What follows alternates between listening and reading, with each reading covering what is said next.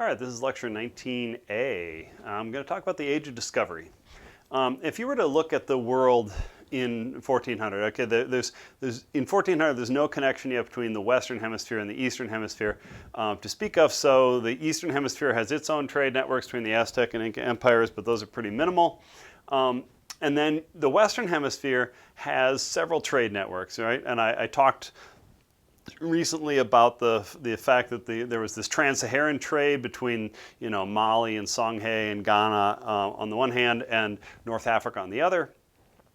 There was also the Indian Ocean trade that I talked about a while ago, where mostly Muslim merchants using ocean-going trade between Egypt and Syria, the Red Sea and the Persian Gulf on the one hand, and then down the east coast of Africa, and then around India, into Malaysia, Indonesia, and then up to China.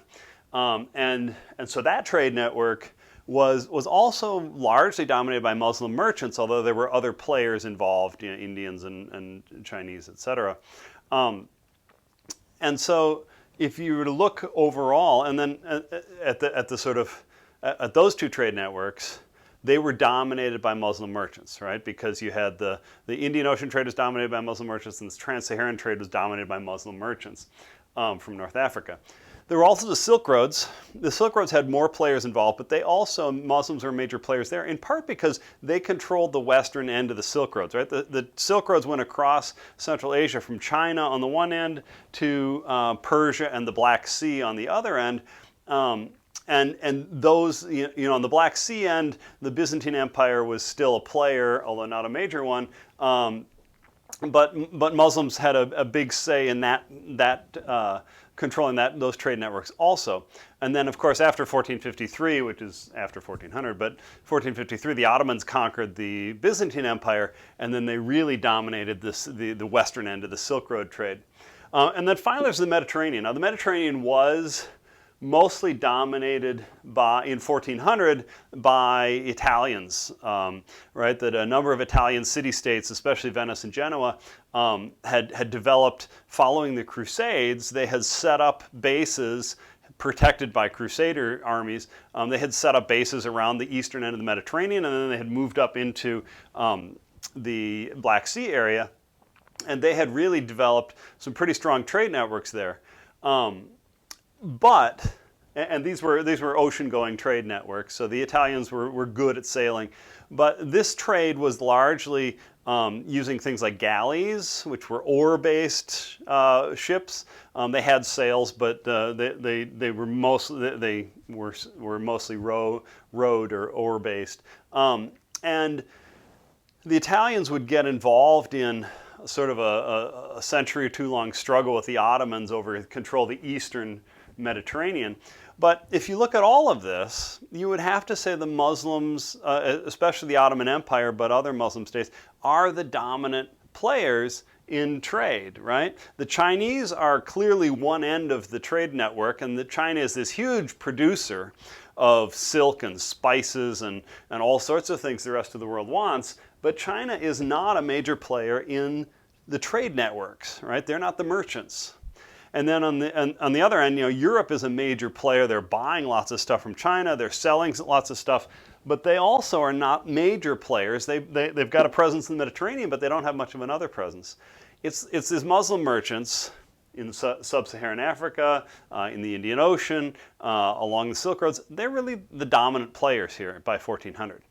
So, in a sense, the two ends of these trade networks, China and Western Europe, were feeling like they were sort of at the mercy of these Muslim middlemen. And in some ways they were. And so the Age of Discovery was this moment, beginning in the 1400s, when navigation and shipbuilding technologies had gotten to the stage, and trade networks had gotten to the stage where people could seriously think about trying to expand and explore new trade networks by using these new ship technologies to really go do much more adventurous ocean-going travel. And when you talk about the Age of Discovery, of course, most people think, oh, Columbus and et cetera. But really, the first people to try this were the Chinese. right? Now, I talked before in a previous lecture about how in the late 1300s the Mongol Yuan dynasty had collapsed, and China had been taken over by this new dynasty, the Ming dynasty. And the Ming dynasty was pretty dynamic. They saw their main job as rebuilding China after the Mongols, and they rebuilt the Great Wall of China, and they built these canals, and they rebuilt roads, and they planted billions of trees, and they really did all sorts of things to bring China back, and the population began to grow pretty dramatically. But one of the ways that the Ming dynasty was really dynamic was that they began to say, well, maybe we want to be bigger players in trade, right? Maybe we want to be the merchants. We want to dominate world trade because we already know we're a big producer and people are buying our stuff. So, but other people are making money off of that. The merchants are making money off of that. So maybe we want to get into that game. And so a faction at court, largely built around the emperor's household, was convinced him that they should build an enormous fleet and then go and explore all these trade networks that were out there and try to figure out how China could get into this game, right? And so beginning in 1403, the emperor funded the building of this enormous fleet of ships. And these were Chinese junks, which were ocean-going ships. They're pretty big. Some of them were much bigger than anything being used in Europe at that time.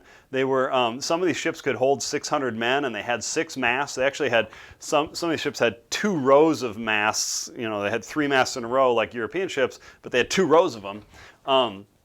And they built this enormous fleet. The fleet had 317 junks in it, 100 supply ships that carried food and things for the junks, and then they had 28,000 sailors. And so they take this enormous fleet and they're going to send it out to do exploration and to try to establish trade networks that Chinese merchants could be involved in. And to put in charge of this fleet, they put Zheng He. Now, Zheng He was actually of Mongol background. And he was a huge guy. He was apparently almost 7 feet tall, and he was well over 300 pounds. But the interesting thing about him was he was a eunuch, and that means that he had been castrated. His testicles had been removed, and that was because there was a significant contingent around the emperor's household.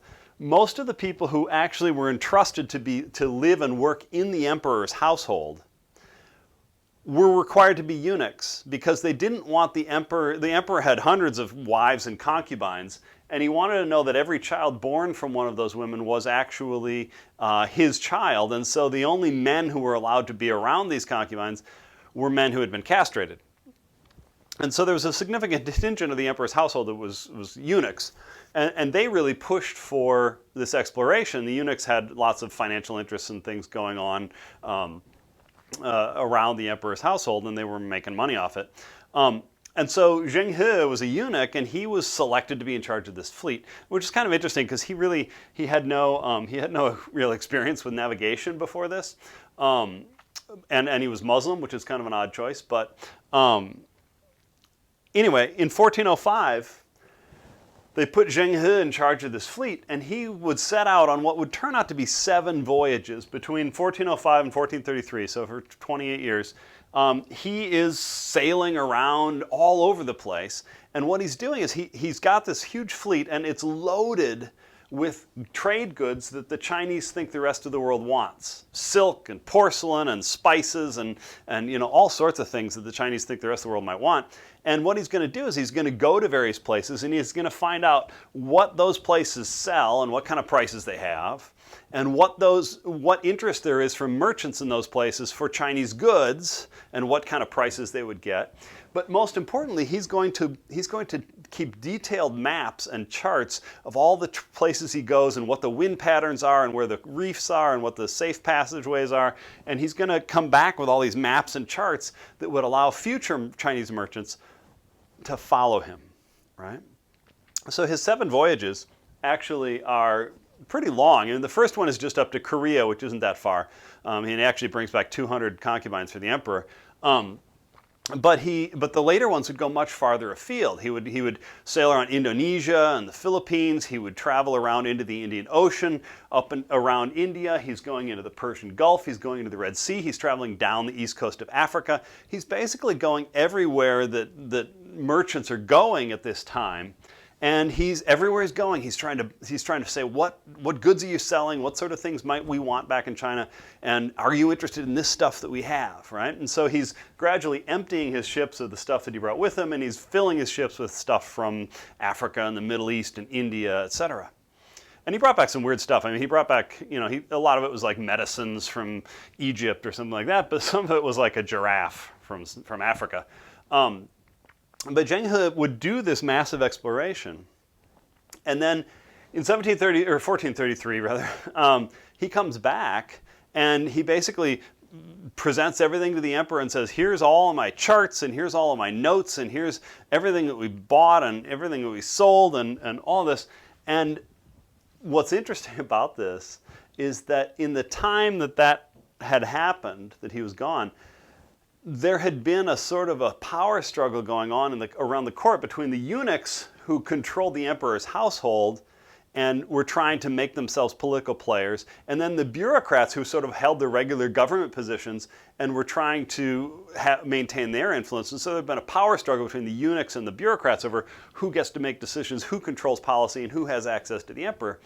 And the eunuchs had lost. There had actually been a number of really big corruption scandals where some of the really big servants and eunuchs who were serving the emperor had turned out to be making money, fantastic amounts of money, and taking bribes and all this stuff. And so the emperor had sort of cleaned house, and a number of the major, really powerful eunuchs had been arrested, imprisoned, executed, etc. And the bureaucrats had sort of reasserted their control. The bureaucrats were not interested in trade. The bureaucrats were not interested in exploring all that. The bureaucrats basically said, let the rest of the world come to us. We're the center of civilization. We don't have to go out to them. And so when Zheng He comes back with all these maps and charts and these notes about all this stuff, the emperor says, thank you very much. This is great. And he puts it in a drawer and they forget about it. They just decide they're not going to do anything with it. They're not going to follow up on this. And so China, in the early 1400s, before the Europeans have really started sailing around Africa and before Columbus and before any of that, the Chinese had done all this, and they had the ships, the technology, they now had the navigation, they had the experienced crews, they had they could do all this, and they just decided they didn't want to, right? In fact, there's some speculation. There's some speculation that Asian, either Japanese or Chinese or Korean or other fishermen had actually pretty much discovered the Americas. They had sailed across the North Pacific, basically following the coastline of Russia and Siberia, and then they get to Alaska, and then they start to sail down the coast of Alaska and Canada. That they had been, we don't know how close fishermen got. They didn't keep records on that. They were just looking for fish, right? But some people have speculated, and this is mostly speculation because Zheng He's notes are, he describes finding this place or that place, but he's not using our modern terms of like latitude and longitude or anything like that. And so you can sort of interpret these notes as, oh, he went here because it kind of fits the description of that place, or it could have been that place over there, right? So a lot of people have looked at Zheng He's notes and said, well, we think he might have actually gotten around maybe to Alaska, right? But we certainly know that he had the technology and they had the big enough ships. They certainly could have. It's entirely possible. It was impossible given the technology they had, the navigational ability they have. They could have discovered the Americas. They could clearly have gone as far south as, say, the Aztec Empire or even the Inca Empire and established trade relationships with them, right? They had the technology. They had the navigational ability. But they didn't. And so, as we'll see in the next part of the lecture, it actually falls to the Europeans to actually turn the Age of Discovery into the earth-changing thing that it was.